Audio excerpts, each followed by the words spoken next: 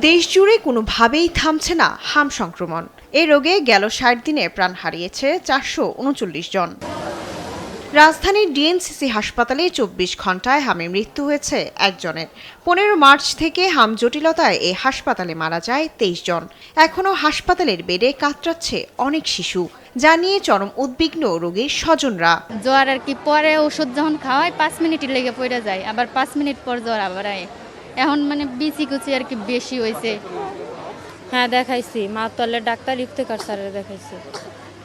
পরে উনি মানে প্রথমে জ্বর ছিল, ঠান্ডা ছিল, উনি এসব ওষুধ দিছে কিন্তু কমে নাই। পরে আস্তে আস্তে হাম বের হয়েছে শরীরে, তখন উনি মাতুয়াল পাঠাইছে, মাতুয়াল থেকে ফেরত দিছে এখানে।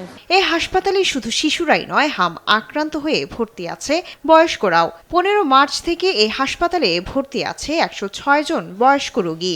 বেশ ভোগান্তি সহ্য করে অনেকে সুস্থ হয়েও ফিরছেন বাড়ি।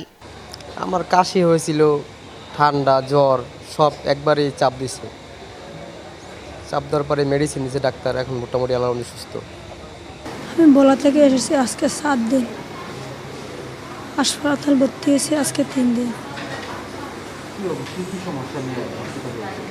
এই হামের কাশি, জ্বর, গলা ব্যথা।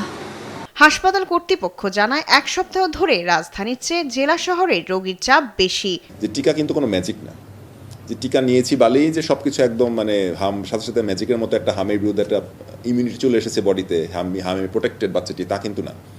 একটি বাচ্চাকে টিকা নেওয়ার পরে তার শরীরে ইমিউনিটি তৈরি হতে সময় লাগে ৩ থেকে ৪ সপ্তাহ বা তারও বেশি লাগতে পারে।